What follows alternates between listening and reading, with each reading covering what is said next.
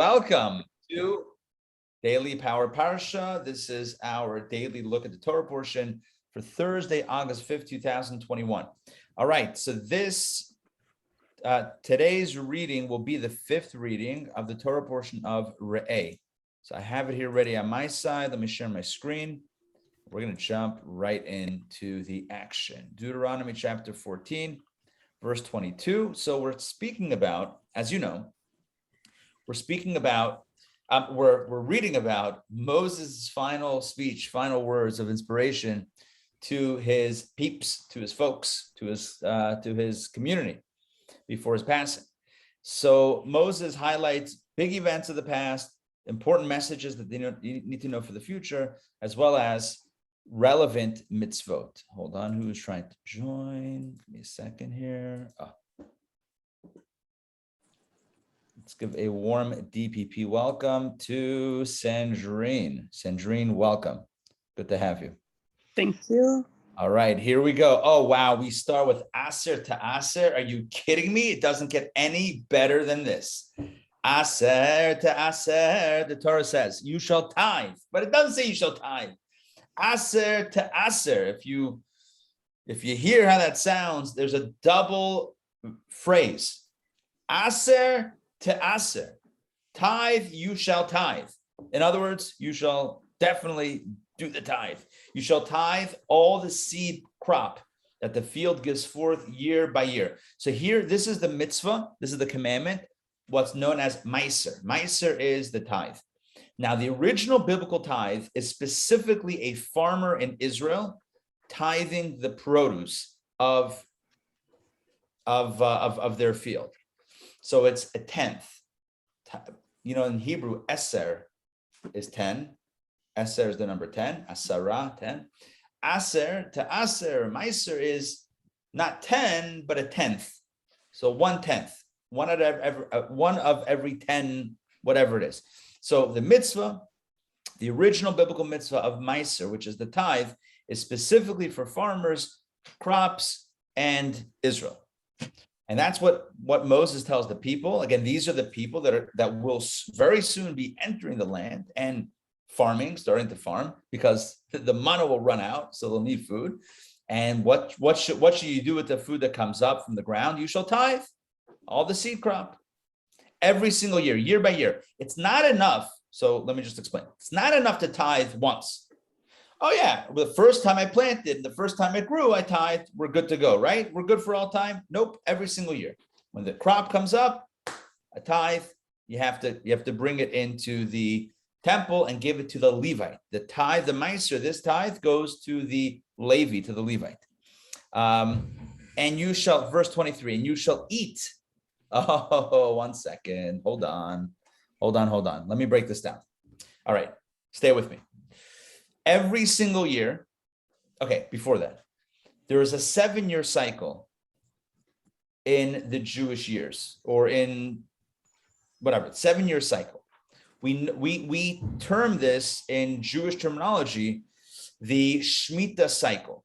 What is Shemitah? We call, in English, it's called the sabbatical year. Every 7th year is the sabbatical year, which we'll talk about perhaps soon. But before we get to the sabbatical year, here's what you need to know. There's an objective 7-year cycle, and I'm going to give you the technical names. You ready? Year 1, that was a joke. Year 2, year 3, year 4, year 5, year 6, and you guessed it, year 7. Year 7 is the Shemitah year, sabbatical year. Now, why do I do this? No farming, no harvesting, no planting, garnish, nothing. Don't touch your field. It grows, it does its own thing. You don't even officially own it. Anyone can come in and eat from it. And you can also, but it's not specifically yours. Every 7 years, the 7th year is sabbatical year. Okay, but years 1 through 6, and this was not a year 1 starts when you planted your field or when you bought your farm. Nope, there's an objective 7-year cycle. Are you with me on this? So let's just say the year 2000. In my ear is ringing Conan O'Brien's In the Year 2000. If you know what that is, then you got the reference. If not, don't worry about it. It's back in the 90s. It's a 90s reference. You guys remember Y2K? That went off without a hitch. Yeah, no big deal. I think some people's alarm clocks didn't work, but that was about it. Getting back to our story. So the sabbatical year was an objective cycle. So let's say the year 2000 is year one. Oh, that's going to be complicated. Let's say the year 2001 is year one. 2002 is year 2, 3, 4, 5, 6, 7. Boom. That's it. So whenever you start planting, it is what it is. That's either year 1, 2, 3, 4, 5, 6, or 7. So here's how it works. Okay, for the tithes, I'm going to give you the breakdown. Year 1, there are 2 tithes. You do a 10%, and then you do another 10%. Okay, so you do a 10%. So let's make it simple. Let's say you grew 100 stalks of wheat. Do people grow stalks of wheat? Sure. Only 100? Probably not. But here's my number. 100 stalks of wheat come up. Boom. You got to give 10. Now you have 90. Of that 90, now you have to give another 10%. What's 10% of 90? 9. So now you give, right? So there's 10 plus 9. You with me on the math? Done. So you don't do 20%, right? You go 10% and then another 10%. It's like when you stack coupons, right? Okay, fine. Let's get back to the story. So the first tithe, year 1. You ready? Let's go through the years. Year 1. The first tithe goes to the Levite. That's called Ma'aser Rishon. The first tithe, you give 10% to 10, the 10th to the Levi. There's a second tithe. What's the second tithe? We call that Ma'aser Sheni, the second tithe. That's the next 10%. That is for you. And you take it, and you take it to Jerusalem, and you enjoy it near the temple. You eat it in the holy city of Jerusalem, the capital. What's the point? Well, if you're not giving it away, if you're not donating, so what's the point? The point is that you rejoice in the holy city of Jerusalem, near the temple. You rejoice celebrating the incredible blessing that you have to have food, to have land, to have a farm, rain, the soil that's fertile, etc. And it's also a way to make sure that listen, I'm giving you some commentary on this, that even a farmer, and I'm saying even someone who's literally, hands and feet getting, in the dirt, has a chance to take off time from that very physical, farm labor and go to the big city, as it were, to go to the spiritual epicenter of Jewish life and connect with scholars and with the priests at the temple. Does that make sense what I'm saying?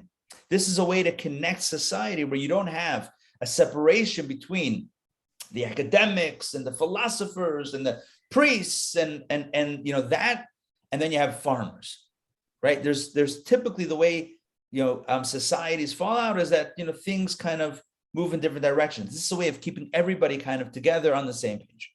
So every year 1, Ma'aser Rishon, Ma'aser Sheni. The first tithe is given to the Levite. Second tithe, the farmer enjoys in Jerusalem. Second year 2 of the cycle. New crops come up. Now it's 2002 in my example. 2002, once again, same deal. The first 10% you bring and give to the Levite. The second 10% you enjoy in the temple or around the temple, Jerusalem. Third year, it changes. The first tithe you give to the Levite. You always give the first tithe to the Levite. But the second tithe is no longer for you to go to Jerusalem. We call this Ma'aser Ani.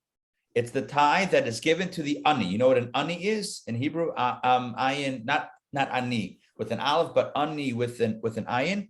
Ani means the poor person.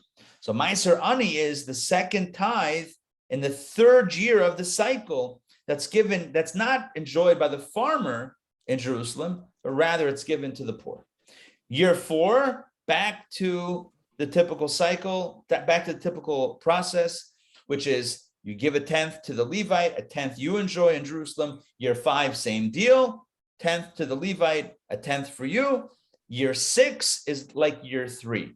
The first tithe goes to the Levite, but the second tithe is given to the poor person.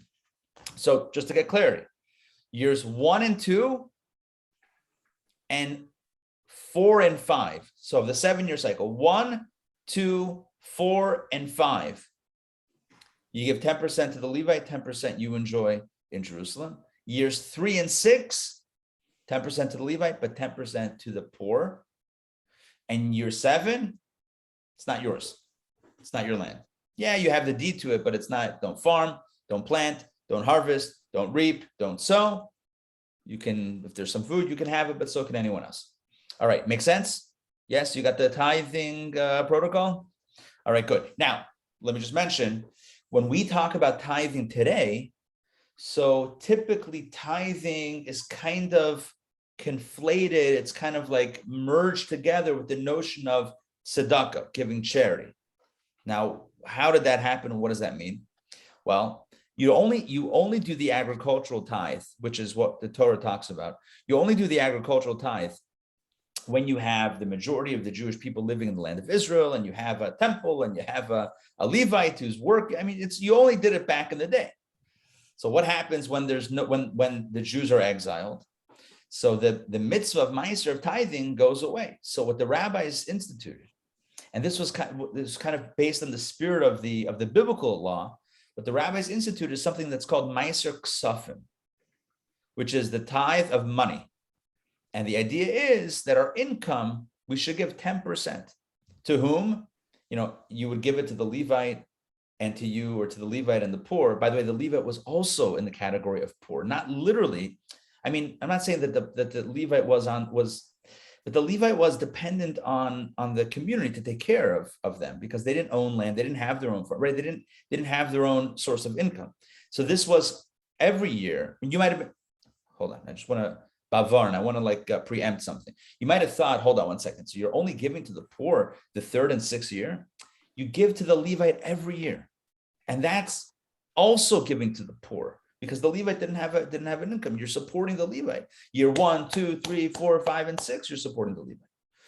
It's the second tithe. So either you enjoy spiritual uplift, or you give to the poor, to other recipients that are needy. And by the way, in years 1, 2, 4, and 5, there are other community resources for those that don't have, right? Even when it comes to the field, every year. In addition to all of this, I hope I'm not giving too much information, but I hope I'm trying to paint a picture. Every single year of the 7-year cycle, well, at least years 1 through 6, the owner of the field, the farmer, would leave the corner of the field available for all those who wanted or needed to eat, for the poor. So there was always a network, not a network, a safety net. There was always the social programs to ensure that everyone had what they needed, right, rich or poor.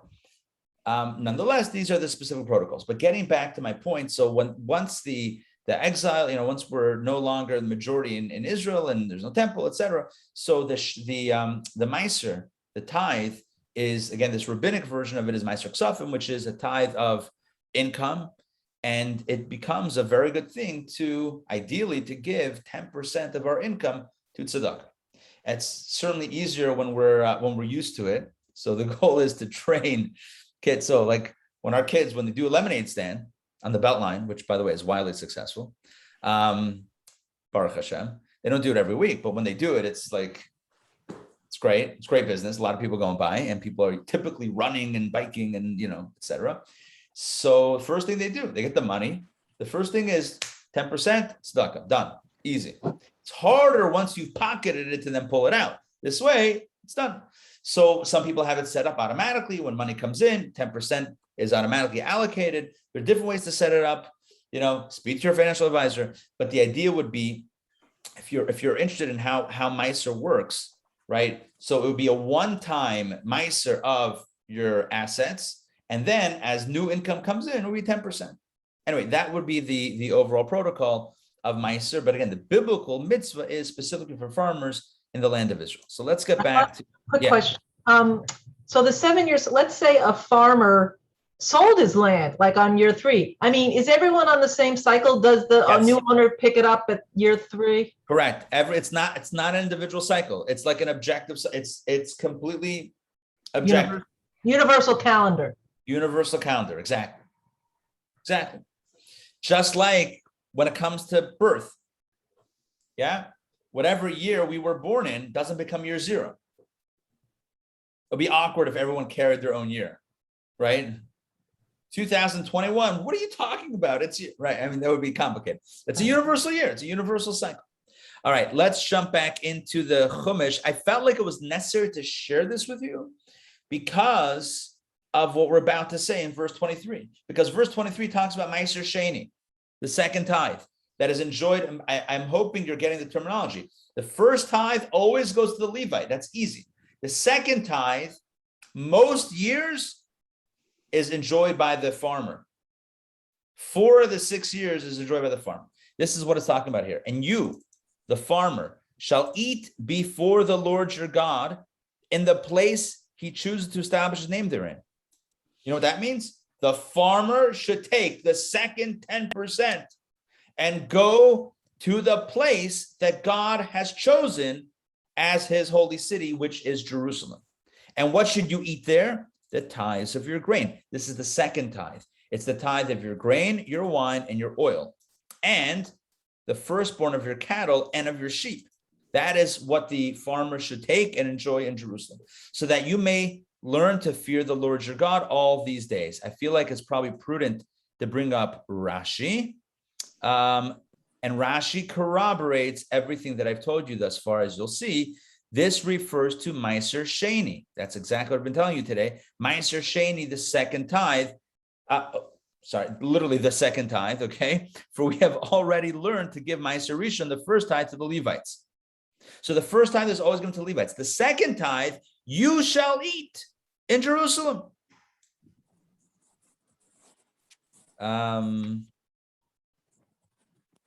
Okay, fine. I'm going to skip that. That's some details. Okay, let's get back inside.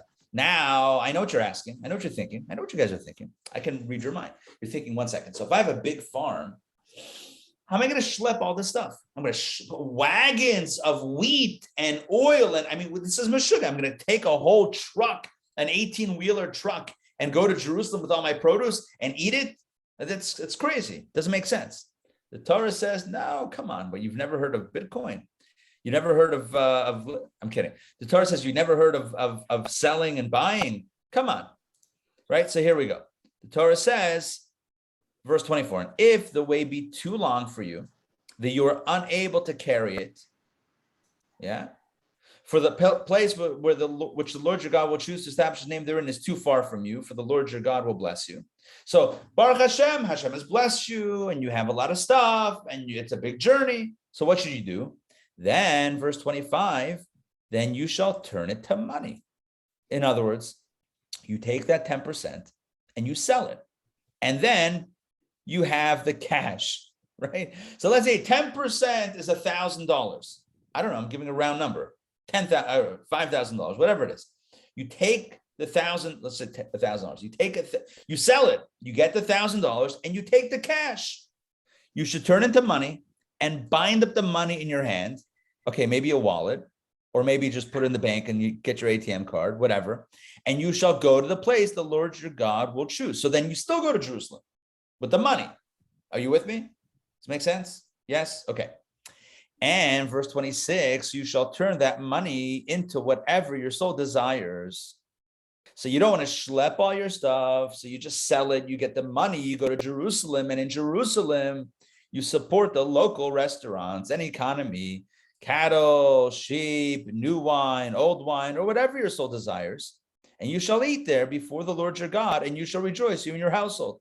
This is incredible. It's so cool. Listen, if we were to just speak on an economic level, socioeconomics, I mean, this is great. This ensures that, Jerusalem has a bustling tourism economy. I don't know tourism, but a bustling economy. I mean, think about it. It's like everyone's going to Jerusalem at least once a year, all these farmers, and either they're bringing their own produce or they're selling their produce, converting it to cash, taking the cash, and then supporting the local economy in Jerusalem. It's fantastic. I'll open up a shawarma shop in Jerusalem. It's great. Farmers need to eat. They got cash, right? Plenty to spend. I may charge $50 a shawarma. No big deal, right? You got to anyway liquidate the cash. You got to spend all of it on on food. What's incredible about this mitzvah is, this is a mitzvah I think we can all get behind. You know what this mitzvah is?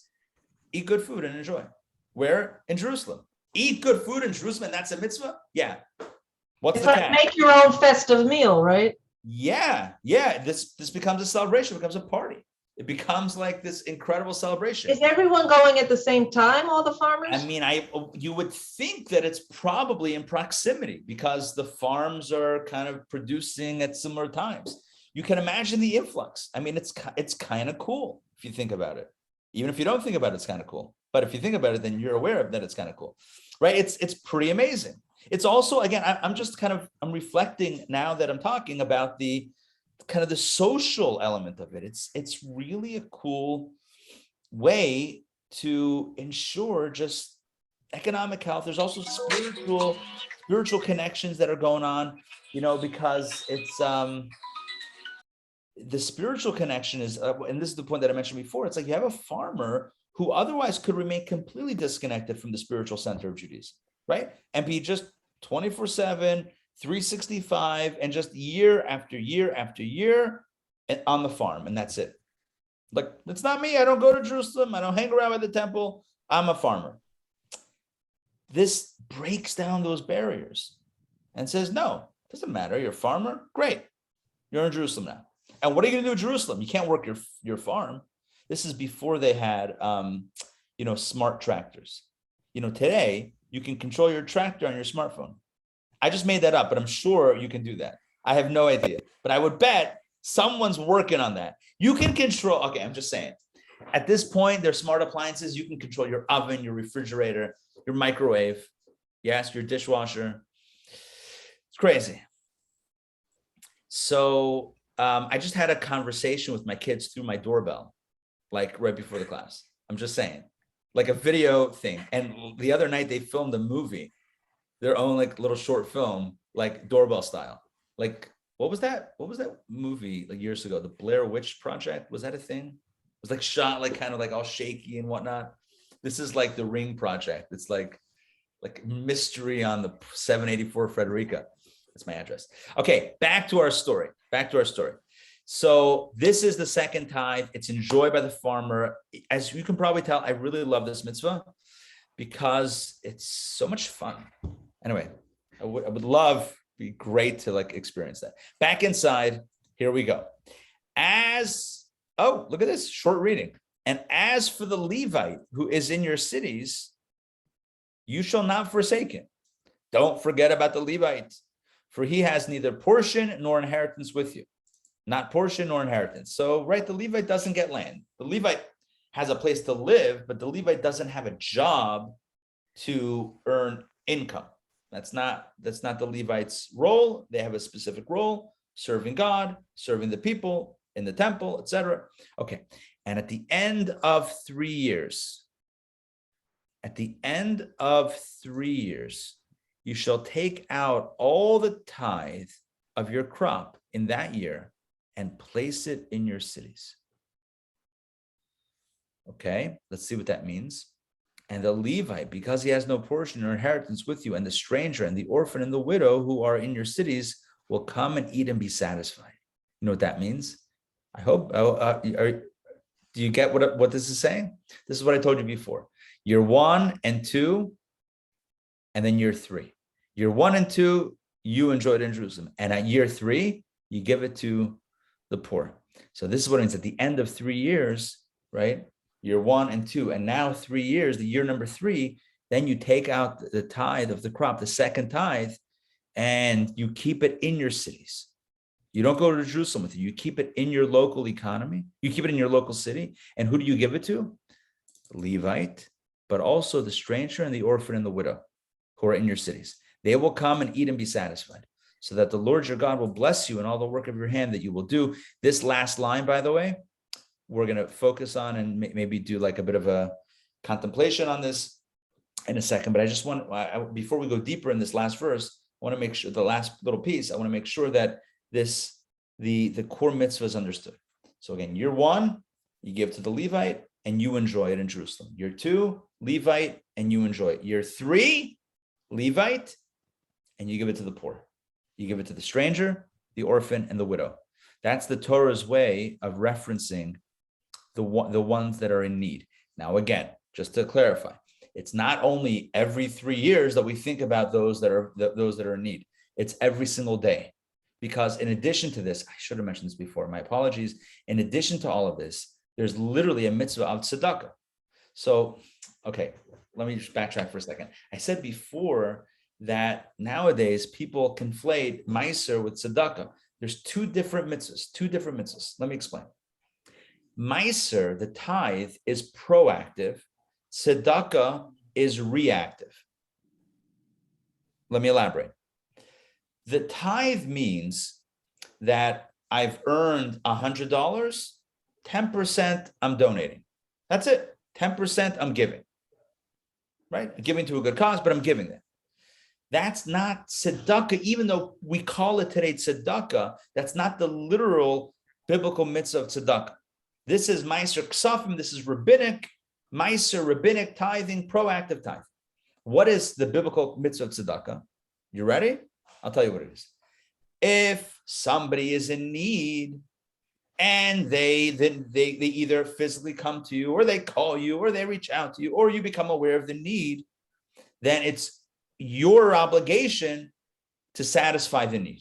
It's my obligation, right? It's our obligation to help one who is in need. How much? Yeah. Depends on how much they need. You with me? Tzedakah is based on the need of the recipient. Meiser is based on 10% I'm giving. One is about the giver and one is about the recipient. Does that make sense? Yeah. Now, both are both. Oh, there's a giver and a recipient in both contexts. But one is about me giving 10% and the other one is about, well, how much do you need? Now, I understand.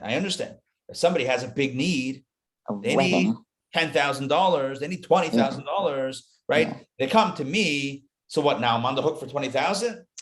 Obviously, you have to give what you can give. The most that you can give, right? And then hopefully there's more than one person in the community to give. So the need gets shouldered by the collective, not by any one individual per se, but by the collective. You're not supposed to give more than 20% of your means, right? You're not, yeah. So the Talmud says that one shouldn't give more, but the Alter Rebbe says in Tanya that's only, all things are fine and dandy.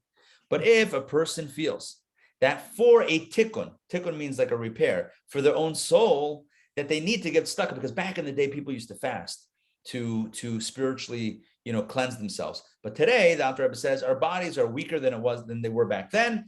And listen,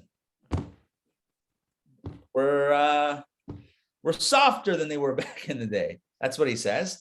So fasting is not a thing that people can typically endure on a regular basis. So instead of fasting, we give tzedakah, but that is to help refine and repair the soul. So let me just finish the logic here. The Alter Rebbe says, if somebody went to a doctor and the doctor said you need medicine, and the medicine costs, let's say, a lot of money, what would you say? I can only up to 20% of my income I can pay for medicine. You wouldn't say that, right? Not you. One wouldn't say that. They would say, whatever the medicine costs, I'll pay. So the Alter Rebbe says in Tanya, when it comes to tzedakah, if it's about giving a tenth or whatever, that's one thing. But if I recognize that there's elements of my soul that I want to refine or purify or fix, right? A tikkun, I want a spiritual cleanse, spiritual repair. So then there's no cap on that. Now, I would say best practice is not to give to the point that you can't give anymore, because that's But the cap, also the no cap, I think, right? Doesn't it include also like volunteering and pro bono services? And yeah. I mean, if we're talking about tzedakah, then it opens up a whole thing. But I think we'll talk about specifically when it comes to money, because that's the context of what we're talking about. So, but again, I feel like I want to clarify the categories, because these things get kind of mixed up in a chalent, and then it's like we don't even know what we're talking about anymore. So here, there's two distinct mitzvahs. One is Meiser, the tithe, which is proactive, 10%. I get $100, not thinking about it. 10%, $10 are going to a good cause. That's one thing. The next thing is, if there's a need, I'm going to respond to the need. Ideally, I take it. I satisfy the need. In other words, I give what's needed. If I can't, then I give whatever I can, and the next person helps with the need. These are two different mitzvahs. One is responsive. It's not what I'm giving, it's what they need. And the other one is what I'm giving. Okay. Why am I saying this? I have no idea anymore, but I just wanted to clarify this. But back to our narrative. What we're talking about here is I know what I'm talking about. This because it says in the third year, at the end of 3 years, in the third year, suddenly you're thinking about the stranger, the widow, and the orphan. Yeah, because year 1, you give to the Levite and you eat it yourself in Jerusalem. Year 2, Levite. Hey, Mark, you're a Levite. Hi. Hey, apparently, based on today's class, we're sending you lunch. So, yeah, no, seriously, come on. No, don't take that too seriously, Mark. Come on.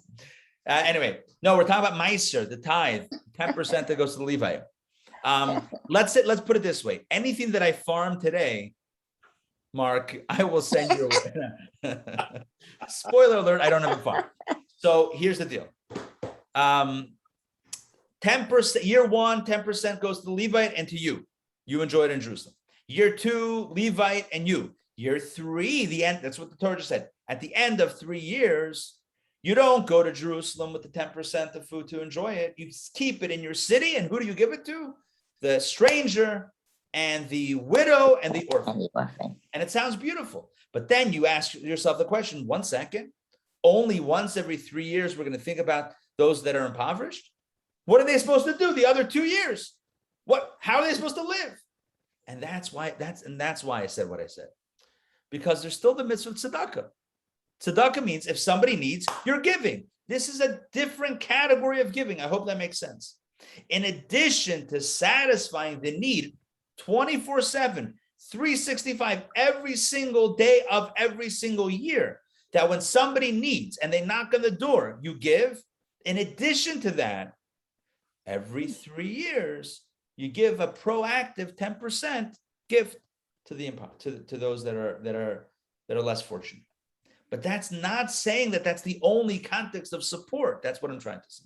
So going back to the Torah, let me show you the verses inside that I'm focusing on. That was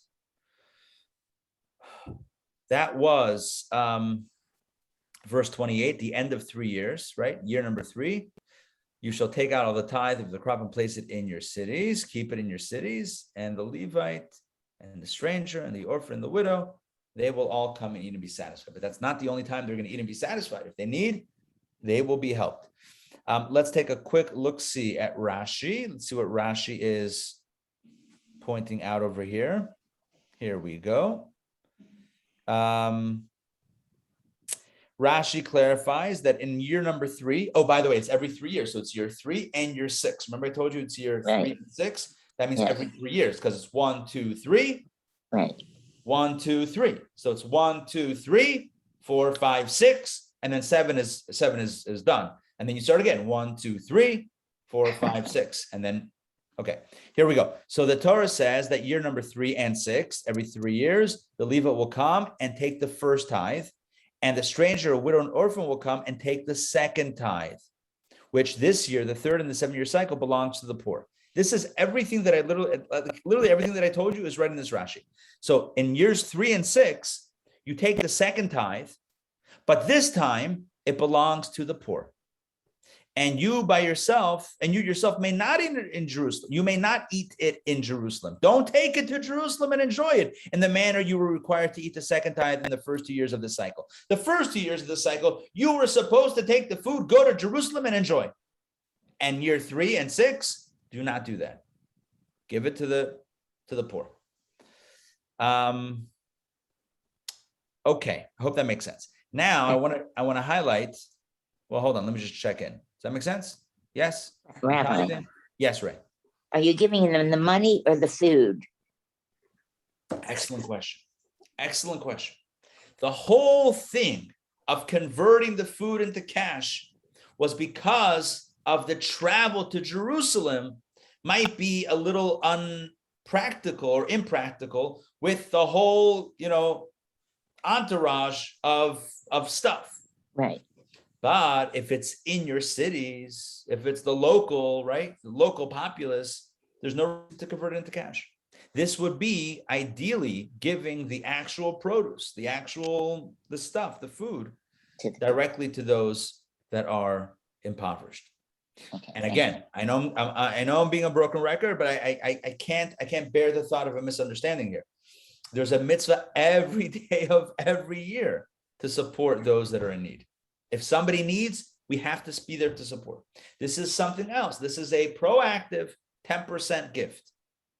The third year and the sixth year, we give it. Okay, now I want to highlight the last part of the last verse as promised, and I want to share with you an insight. So the Torah says, "Leman yivarecha Hashem Elokecha." Hold on.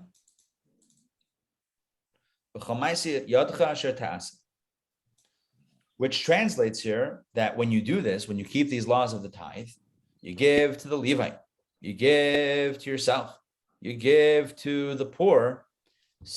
That what that will cause is that the Lord your God will bless you in all the work of your hand that you will do. And here this highlights a beautiful message, something that we've spoken of before in different contexts, even in DBP, I believe. But I want to go maybe a little bit deeper today. So the premise here is that they're often, it's very possible, and it happens often, that we do work and the blessing is not there. What do I mean? You have somebody that works in business, and they're trying to get clients and draw a business and sales or whatever it is, contracts, and the phone calls and the emails and the meetings are happening. It's not going anywhere. It's the deals are not being finalized. Things are falling through, which means that there's two elements. There's the work of your hand, right? There's the work I'm highlighting in the text there. There's the work of your hand. That's the work. That's the physical effort that we put in.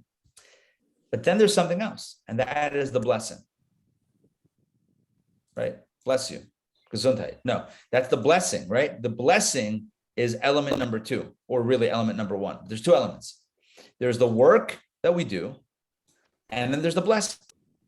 And you and I know from experience, sometimes we can work really, really hard, and we can put in a lot of time and effort, and we can pour our kishkas. You know what that means? Kishkas. You know what kishkas are? It's like your innards. Yeah, you just pour your guts, everything into this deal, and nothing to show for it. No blessing. I mean, the blessing of hard work, but no actual cash, no deal. And sometimes you didn't do any work, and out of the blue, someone says, "Hey, I know somebody who wants this, that, or the other," and the next thing you know, you have a deal out of nowhere.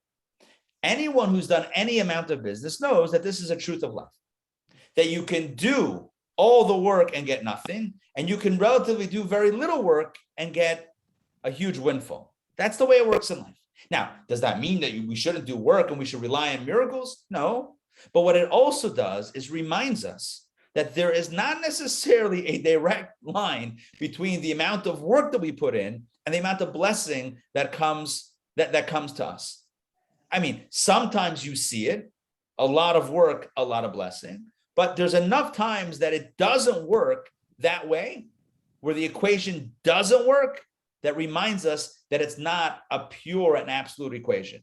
Sometimes we do the work and there's no blessing, and sometimes we don't do the work and there is a blessing, which reminds us that the blessing, which illustrates, which demonstrates, conveying the message that the blessing is from God. It's God's blessing. And so Moses says to the people, guys, you're going into the land. And a lot of y'all are going to be, because he was from the south, a lot of y'all are going to be farmers. Kidding, right? You guys are going to be farmers. I think most of the tribes ultimately were in agriculture on some level. A lot of you are going to be farmers, and this is your obligation. You got to take care of the Levites. You got to take care of those that are less fortunate than you. You got to take care of, your own spiritual integrity and go to Jerusalem and eat and enjoy, etc. You got to do this. If you just get in the land and like me, I'm not going to give anything. I'm not going to look at anyone else. Let them worry about themselves. I got my own farm, my own family to feed. Don't bother me. If that's the attitude, if this community turns into isolated individuals that put walls around themselves in walls of, I'm going to call it selfishness, but walls of really just like blinders, like, don't tell me what anyone else needs. I don't want to know. I don't want to care. Like, don't bother me with anybody else. If that's the way it's going to work, then there's not going to be blessing. Hashem is not going to give the blessing. And the best example that I can give from my own experience is when it comes to parenting. When the kids are getting along, sure, like, you're ready to go. What do you guys want? Where do you want to go? Let's do it. When everyone's for themselves, there's a less inclination to give. Now, I'm not saying that you don't give. I'm just saying it's like Moses tells the people, I want you guys to take care of each other. You need to take care of each other. When you take care of each other, then the Lord your God will bless you in all the work of your hand that you will do. You're going to do work, but your work does not always equal, does not always correlate, does not always cause the blessing. The blessing is almost a different track. There's the work that you do and the blessing that comes down. And yes, the blessing will come through the pipe of your work, but the blessing has to be pulled through other means. The work doesn't pull the blessing. The work opens up the pipe, but the blessing has to be pulled from elsewhere. How do we pull the blessing down? It's based on how we take care of each other and how spiritually sensitive we are and how on a practical level sensitive we are to each other, etc., as we discussed today. So here's the important meditation, contemplation, whatever you want to call it. I'm not going to ask you to close your eyes and envision a field, but what I am going to say is, although maybe I should, but what I am going to say is just imagine or just recognize, and this is myself included, speaking to myself, let's recognize that the blessing that we want, God wants to give it to us more than we want to receive. And we have to do work to open up the channel because God doesn't want to have to do a miracle for us. God's like, you want me to get it to you without any work? How am I supposed to do that? Like, you're going to sit, not do anything, and I'm supposed to get you this cash? Like what? An envelope, anonymous envelope should show up in your mailbox. Come on, give me an alibi. Give me an excuse to get the money to you. So you got to work. You got to put in effort. That's why the Torah says we need to do what. That's what Moses says. The blessing will come in the work of your hand. It's a mitzvah to put in that effort. We got to put in the effort. But at the same time, we have to remember that it's not the work that pulls the blessing. It's God. So let's focus on this idea that the blessing is by God, and God wants to give us the blessing. All He wants is for us to keep our end of the deal, is to do what we need to do to make this world a better, kinder, more spiritual, more illuminated place. When we do what we need to do, God sends the blessing. Where? Through the channel of the work that we do. And thus, whether we'll work a little harder, a little less hard, the blessing is going to come. So we didn't make the phone call, but we were sitting at the desk when the phone call came in. Hey, are you still selling such and such? Yes, I am. I'd like 1 million of those. Done. So it should be for all of us, that God should indeed bless the work of our hands. It also reminds us, this verse, that the work should be with the hands, not with the head. I've told this story before about the chassid who came to his Rebbe, and the Rebbe said he made galoshes. We've talked about this before, like not that long ago. And the Rebbe said to him, so a foot in galoshes I've seen, but a head in galoshes. So we shouldn't put our heads too much. You got to think about the business and the work, obviously, but not to the point that it completely takes over our lives. Because what kind of life is that if it's only obsessed with the work and not the source and not those around us? So let's, as Stephen Covey once said, the main thing is to keep the main thing the main thing. Let's prioritize what's really important, and the things that are not that important, let's understand their role. So work is important vis-a-vis that it channels God's blessings, but not as an end unto itself. Okay. That is, yes. I have a question. Sure. Earlier on in this pasuk, it's where it says v'hager. Yes. In my Rashi, that doesn't translate as a stranger. It translates as convert. Okay. So which is more correct? I don't know. This is something that I haven't yet fully looked into it as far as the translations, but it's something that's come up before, a stranger, a convert. I don't know. It means the one, it's referring to a vulnerable populace, vulnerable in the sense of maybe not having all the opportunities of everyone else. Now, in an ideal world, it should never come to this, right? So a widow, orphan, a convert, a stranger, etc., someone who's not born into it, or someone who experienced loss and tragedy should be embraced by the community and obviously taken care of. But the reality is that life is not always so simple, right? Life is not so simple. People are not so are always so generous or listen. We would love to live in a world in which, even with kids, that there were no bullies, right? That kids wouldn't find the kid who's vulnerable and pick on them. But the world that we live in is a non-perfect world, and people are people, and we have our own stuff that we're working out, and sometimes it manifests itself in a not so friendly way. And so the Torah reminds us. I mean, I don't know if there's any other mitzvah that's repeated as often as this one. Like, watch out, not watch out in a negative way, but like take care of, be attentive to the needs of the widow, the orphan, the stranger, or the convert, whatever that translation is. Because understanding the challenge of human nature, the Torah sees to it, the Torah feels the need to emphasize that and say you have to pay special attention to anyone who might be a little bit more vulnerable in society. So what's the exact translation? I don't know, but it's someone who otherwise might be, might be more vulnerable. And the message here is, we got to take care. We got to make a special emphasis not only to not do anything negative, but to go out of our way to do something positive. And multiple times in Torah, Hashem says, this is Moses speaking to the people about the mitzvah of Meiser, of tithing. But multiple times in the previous 4 books, God says, take care of the widow, the orphan, the stranger, because I have a special interest in them. And if you don't, you're messing with me. I mean, I'm paraphrasing, right? It's not like a word for word quote there, but it's a powerful thing. Yeah. Ray, did you have a question? Yeah. Yeah. So you said before that the work should be with the hand, not the head.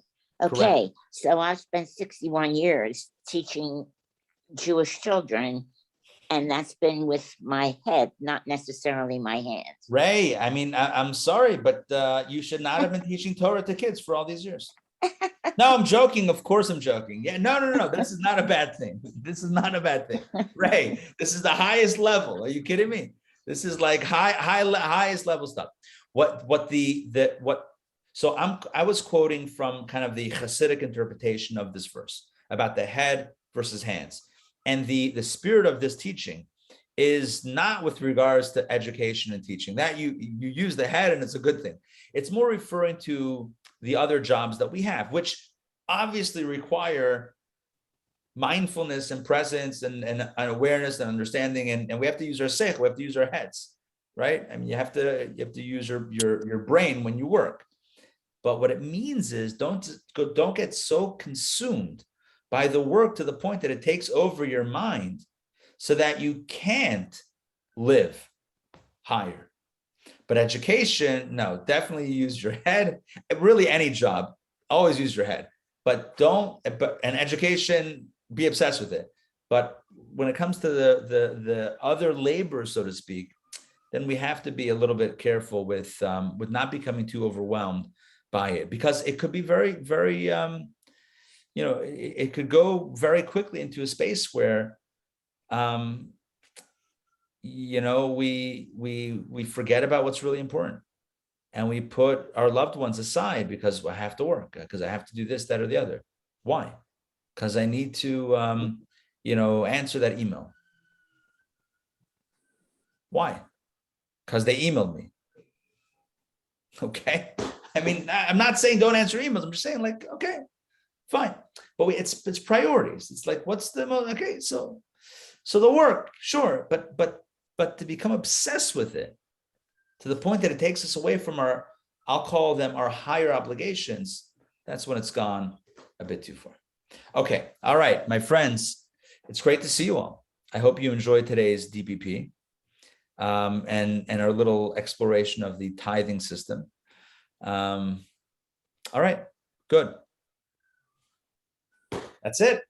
That's all I got for right now. Thank you so much, Rabbi. Thank you. My pleasure. My pleasure. Sarah, great to see you. Olia, great to see you. Mark, great to see you. Sandrine, great to see you. Donna, great to see you. Ray, great to see you. Sandrine, it's great with the big screen. I love it. Right now, I can't see that obviously, but you told us yesterday, so I see you all on the screen. That's See that? Oh, how nice. How's the Brady Bunch? I need to. We should all look around. Anywho, Marsha. All right, friends, have a wonderful day. Tomorrow we're back on DPP. Don't forget Sunday, film screening in Chinese, 8 p.m. You don't want to miss it. Monday night, the scribe workshop. Oh, yes. Definitely don't miss that. And the party rolls on. Retreat next week. My handouts are being printed today. That's it. We went to press. It's official. It is official. All right. You know how many people? Oh, yeah. We were speaking about that before. My understanding is, as of I think last week, there were over 500 people that had booked like to stay in the hotel. So I would imagine that the number is going to go up. It's probably going to be, and plus the local, our local community, that's from all the local communities that will be coming around. I would put it probably at 700-800 people. Nice. I think. Great. Yeah, give or take. How many Chabad? I mean, is there a number for the United States? People involved with Chabad? Oh, see, that's a tricky number. It's a bit of a tricky number to come up with, because most Chabads don't have a formal membership. Right. It's more of like, there's like the just come and join and participate. Every Chabad kind of, I guess, has its own numbers. Are they aggregated in a I don't know. I haven't been asked for numbers by headquarters, so I don't know how anyone would get our numbers, so to speak. I know there's a topic. One of the topics I believe at the retreat is talking about the Pew Study. Yeah. And Chabad, the involvement in Chabad was cited as growing. Which key? And I'll try. it's hard to. Turquoise. It's probably underestimated actually what it is. I mean, from my understanding, the Pew Study, from my recollection, it's over 30% of American Jews have an association with Chabad. I think 30 to 40%, which is an incredible number. How many people are involved with Chabad worldwide? It's got to be hundreds of thousands of people, hundreds and hundreds of thousands of people. If not more than, much more than that. I don't even know how to put a number on that, because I don't have.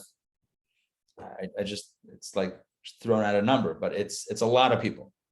It's a ton of people. Anyway, all right. We'll see y'all soon. Take care. Bye.